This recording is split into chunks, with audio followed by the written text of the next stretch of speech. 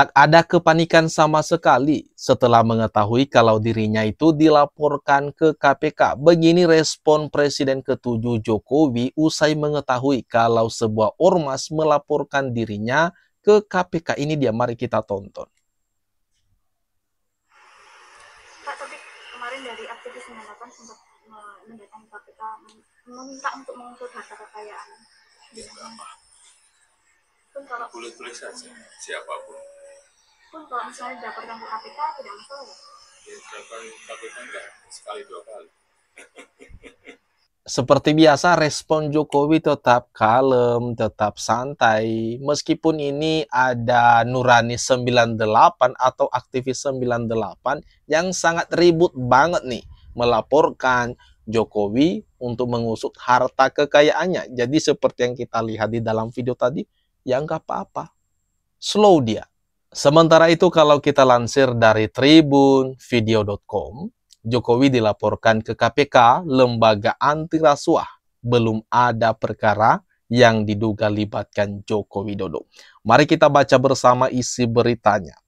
Presiden RI ke-7 Joko Widodo atau Jokowi mempersilahkan KPK memeriksa harta kekayaannya menyusul sejumlah aktivis 98 yang melayangkan tuntutan ke lembaga anti rasuah tersebut.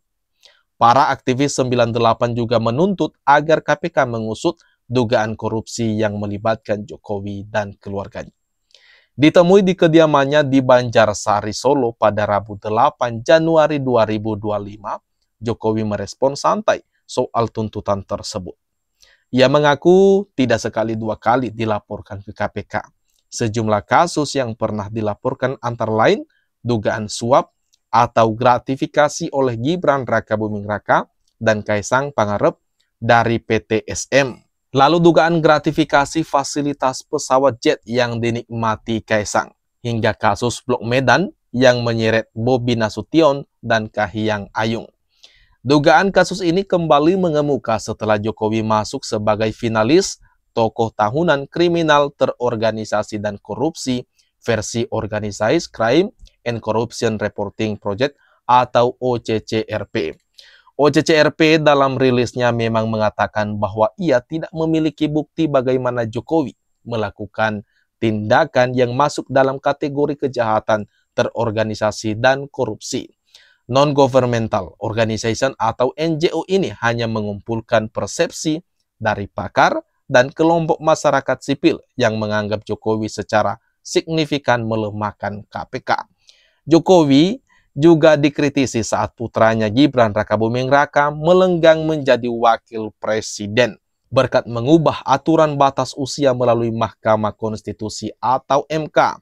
OCCRP publisher Drew Sullivan juga menyebut alasan kenapa Jokowi tak masuk sebagai pemenang nominasi ini. Ia hanya masuk nominasi finalis karena tidak cukup bukti yang bisa menguatkan persepsi ini. Sementara itu, Direktur Penyidikan KPK Asep Guntur Rahayu menjelaskan upaya pemeriksaan terhadap Jokowi bisa saja terjadi apabila ada kasus yang sudah mencapai tahap penyidikan. Untuk saat ini, belum ada perkara yang diduga melibatkan Jokowi yang sampai di tahap itu. Bahkan di tahap penyelidikan juga belum ada berita yang terbaru ini. Gimana menurut kawan-kawan atas apa yang barusan kita bahas ini? Silakan tuliskan tanggapan kalian di kolom komentar yang ada di bawah ini.